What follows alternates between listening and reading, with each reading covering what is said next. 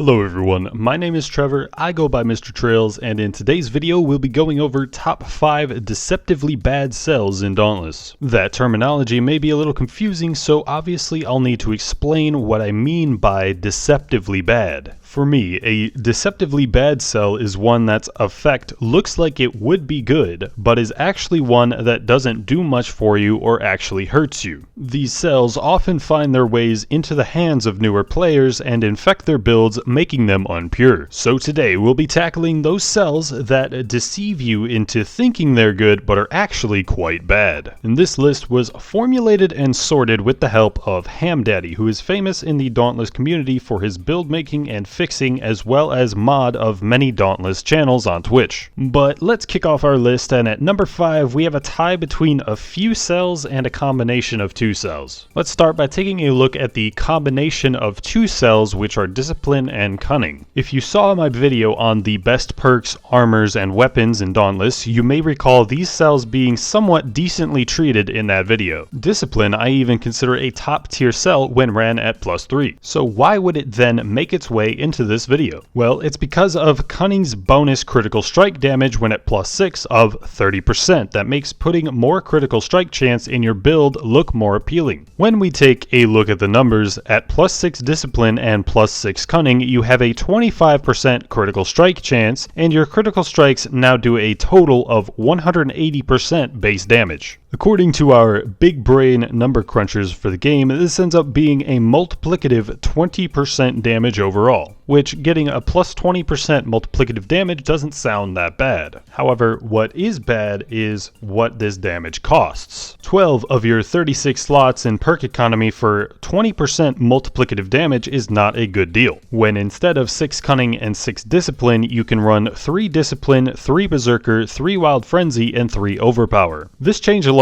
grants you 20% additive damage and 12.5% attack speed all of the time, and an additional 30% additive damage when the behemoth has been staggered, interrupted, or a part has been broken. And there are ways to keep the damage from Overpower pretty much the whole duration of a fight. If you want an example of this, check out my build about getting flawless kills on behemoths. And that's right everybody, it's super early sellout mode engage. If you like Dauntless content, subscribe to the channel. I'm posting very regularly at the moment, so your sub will not be wasted. So back to the point, a 50% additive damage and a 12.5% attack speed is in the majority of cases better than a 20% multiplicative damage buff at the same cost. And there are actually a bunch of cells sharing the number 5 spot with Cunning and Discipline. We have Sharpened, Knockout King, Barbed, Bladestorm, and Weighted Strikes. All of these are on this list in this way because they have the same reason for being here, is that boosting these specific damage types does not actually do anything for you. In fact, they actually hurt your performance not only in the case of true damage, but in that specific damage type you're trying to increase as well. This is seen to the extreme when we're talking about the flat increases to these specific damage types, but Sharpened and Knockout King have a saving grace in this regard. Because of their +6 effect, when dodging through an attack you gain extra stagger apart damage. But say that you're unable to dodge through the attacks, or you just have the behemoth on the ground the entire time, increasing your true damage is going to lead to better of these specific damage type numbers. As I've been demonstrating on screen, sacrificing a true damage perk to put one of these perks in is not optimal even for that specific damage type. Moving on, we have number 4, 9 lives. 9 lives grants you a chance of 50% damage reduction and will give you an extra life in later stages. Leaving things up to chance in itself isn't a very good strategy to begin with, but that 50% damage reduction does sound pretty juicy. However, what if I told you that there's a way to get 30% damage reduction as well as passive healing, and that this 30% damage reduction was actually guaranteed, instead of a 1 in 5 chance? I'm of course talking about Iceborne, which is the only top tier defense cell in the game, and the only one even late game players will consistently use. Because 9 lives is a much worse version of Iceborne, that's why it's on this list. Moving on to number 3, we have Energized. Energized builds the special meters for sword, chain blades, pikes, and axe faster. More special use sounds like it would be nice, but the cell isn't active for the duration of your special, being effectively dead during that time. On top of that, when you look at it from the perspective of the number of hits to gain special, it becomes very underwhelming. Our big brain scientist calculated that you need 20 swings with a particular sword to gain special meter. With Energized +3, this number becomes 17, and 15 for +6 Energized. For some of these weapons, increasing your true damage is going to fill your meters faster as well, so you're better off just leaving Energized out. And number 2 on this list is going to be Zeal. Zeal increases your lantern tap's effectiveness. This means extra move speed from Shrike Lantern Tap, extra shield from Skarn Lantern Tap, etc. With the Drask and Embermane lanterns, this will provide extra attack speed and damage during their duration. At +6 Zeal, Drask Lantern now boosts damage by 49.5% for 6 seconds, and Embermane Lantern goes to 41.25% attack speed for 8 seconds. The problem with this is burst damage doesn't quite translate well to DPS. Once activated, your Lantern Tap isn't available for 30 seconds. As a thought experiment, let's compare Drask Lantern Tap with Zeal to Overpower. 49.5% damage for 6 seconds versus 60% damage from Overpower +6. There's a build out there that makes it possible to have Overpower up for the whole fight.